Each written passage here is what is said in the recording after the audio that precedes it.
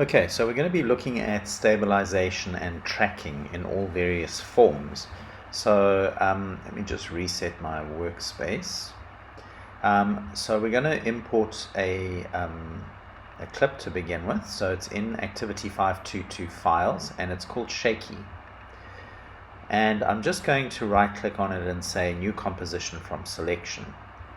Okay, so this is supplied by Framelines. They're an online entity that actually supply raw footage for people to play around with and to experiment with in the process of learning video editing. So that's the credit for this clip.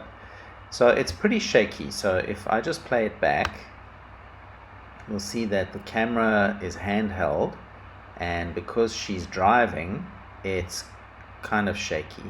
So we're going to play around with that. So I'll just stop playback, bring this back to the beginning, and then with that layer selected, I'm going to go to Window, Tracker. And the tracker will open up in the bottom right-hand corner. And I'm going to just make this a bit taller so that I can see everything there. So you've got these four options: track camera, track motion, warp stabilizer, and stabilize motion. So I'm going to choose track motion, and you'll see that it opens up this layer in a layer preview, and it gives me this little target here, this track point target. So what I'm going to do with that is I'm going to place it over what I want to track. So you have to decide what is it that you want to track. So if you in advance are filming and you know that you're going to be doing tracking, make sure there's something in the scene that's trackable. That's why in special effects they put little white stickers on people and things so that they can track them and then add effects later. So what I'm going to do is this track point target has got an outer square and an inner square. So I'm going to take the outer square, make it bigger, take the inner square, make it bigger, and then when I click inside the inner square here, it gives me a zoomed up look at the picture. So her sunglasses have got this very strong reflection on them. So that's a good thing to track because it's there all the time. So I'm just going to make sure that the inside square is over that, and then the outside square is just a little bit bigger. So what that's saying is track the cross in the middle. That's kind of ground zero. Track that point as much as you can. The area inside the square is an area of interest to track. The area outside of that square is less important, but still important to keep an eye on. And so what I'm going to do is over here, there's a button that says Analyze Forward. So because my playhead's at the beginning, I'm going to analyze forward. Now it does take time, so I'm just going to speed it up so that you don't have to sit and watch this handle. But when you are doing it yourself, you've just got to be patient. It does take a little bit of time. Okay, so now that that has finished calculating, you can see that it's created all these little keyframes tracking exactly where that the sunglasses have gone. So there's a number of things I can do here. I can stabilize this. So if I just select the layer, I go back to my tracker and I change the track type to stabilize, and I press apply, and I make sure it's on X and Y, you'll see that if I play this back now, the sunglasses stay absolutely still and everything else moves around it, which is fine, but in this case the footage is actually leaving the edges of the clip. So I would have to zoom in quite a lot here in order to cut off those black edges and that. So when you are needing to track stuff, you have to keep in mind those sort of things. So if you're filming from a car and you're finding that the car is very shaky and that, you need to make sure that you film wide enough so that you can zoom in when you stabilize. But I'm not actually going to stabilize the footage. I'm going to just undo that. So instead of stabilizing the footage, what I'm going to rather do is transfer this motion that's been recorded onto another layer. So I'm going to import this Bad Girl AI file just as footage, and merge layers is fine, and I'm going to pop that in here, and I'm just going to scale it up and position it to the side here. And then what I want to do is I want to go into the shaky layer, into the motion tracker, tracker 1, track point 1, feature center. I'm going to click on feature center, make sure my playhead is at the beginning and that I'm seeing my whole timeline. And I'm going to copy those keyframes.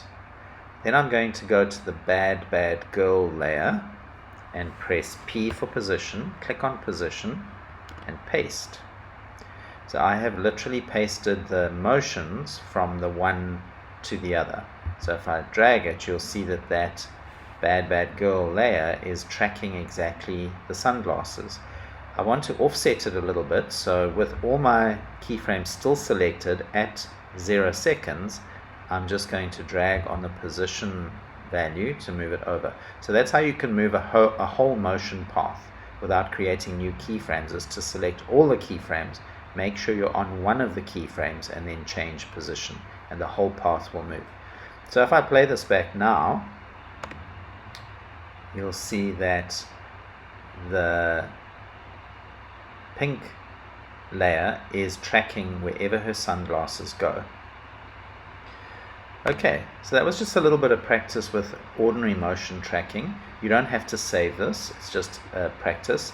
So we're going to import something else, which is this piece of footage, which is supplied by the Adobe Education Exchange, and it's kind of filmmaking footage that we can play around with. So we're going to right click on it and choose New Comp from Selection. Okay, so I'm going to just show you the footage outside of After Effects because it's taking too long to render in After Effects. So this is what it looks like. Okay, stand by and action.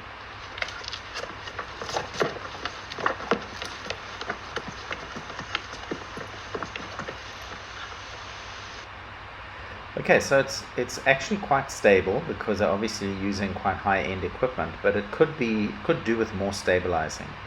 So in After Effects, we're going to select that layer, and in our motion or in our tracker area here, we're going to choose Warp Stabilizer, and it's going to start analyzing. And up in the Effect Controls area, you'll see that it says Initializing.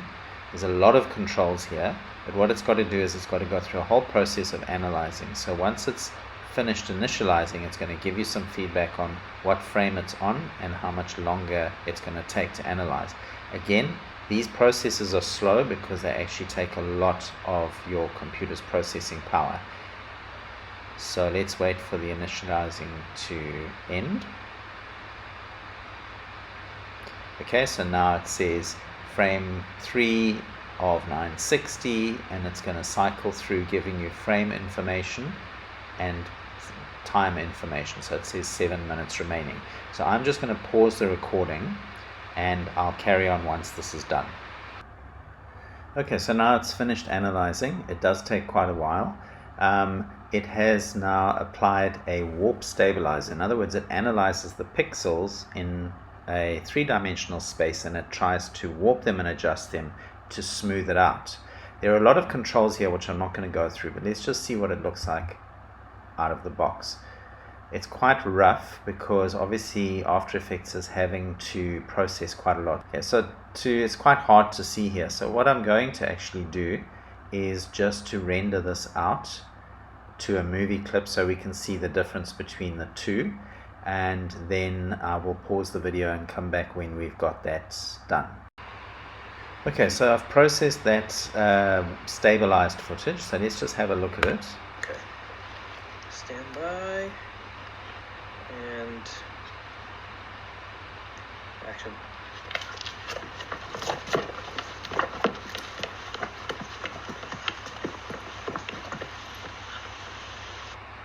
So it's significantly improved from the original footage.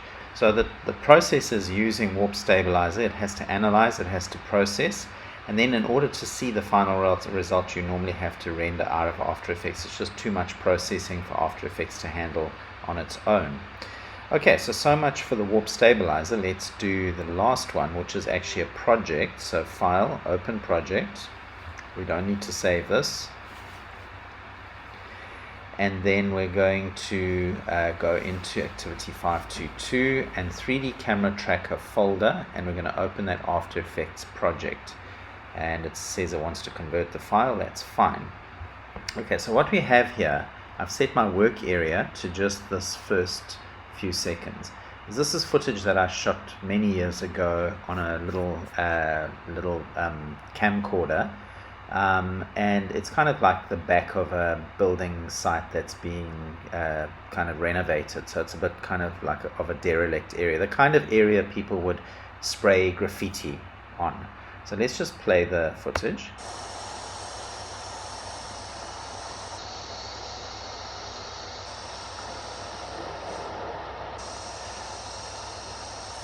Okay, so it zooms out and then it pans to the left.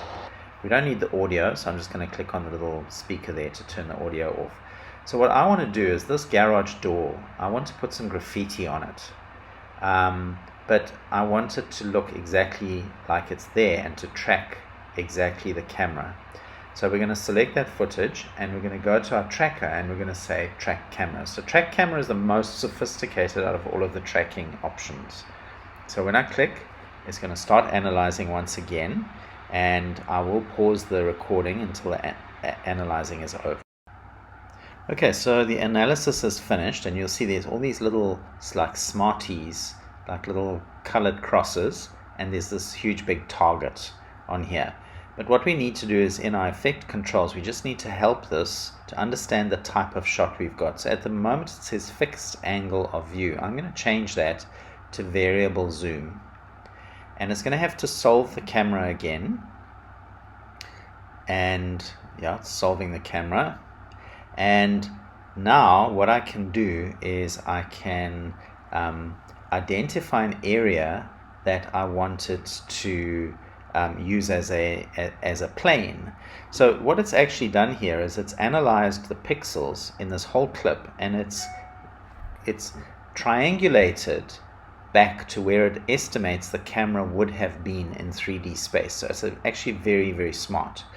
So what we're going to do is we're going to move our mouse around and we're going to identify a triangle on this door. So you can see the sort of lighter area is the triangle. So round about there I'm going to click. To lock that is the triangle that I want to use. Then I'm going to go in here, I'm going to change my target size because it's too big. Okay, so about that big is fine. And then I want to right click on that triangle and choose create solid and camera. So we haven't done any 3D yet, but that's fine. What it's actually done is it's created a 3D layer with the solid and it's created a camera. But all you need to know is that solid, that green solid, or yours might not be green, is now tracking exactly what it should, which is that door. And can you see the way it actually moves in 3D space, which is pretty amazing. So now what we can do is we can replace that solid with our graffiti. So I'm going to go back to my project panel, and here is my graffiti JPG, and I've got the solid selected. So with both of those selected, I'm going to hold down Alt on Windows or Option on the Mac and drag the new image onto that solid and drop it.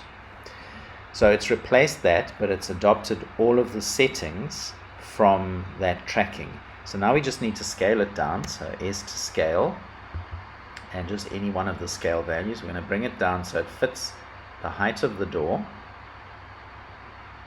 Okay, then I'm just going to press T for transparency and just make it a little bit see-through so I can see that door. And then I'm going to, with that layer selected, I'm going to use my rectangle tool to mask it.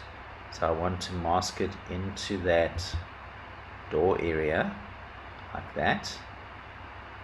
I also want to just feather the mask a little bit. So here's my mask. I'm just going to increase the feather on the edge so it's not so hard. And then finally, I want to change my blending mode. So here's mode. I want to change my blending mode to overlay. Okay, so it's now actually like blended into the door. So if I just play this back now, it's pretty realistic. It looks like that graffiti is actually on that doorway, and it tracks perfectly away and also panning to the left. Okay, so that's the camera tracker, which is amazing for this kind of work where you want to attach one layer to the motion of another layer. I hope you've enjoyed this video. Please subscribe to my YouTube channel and see you next time.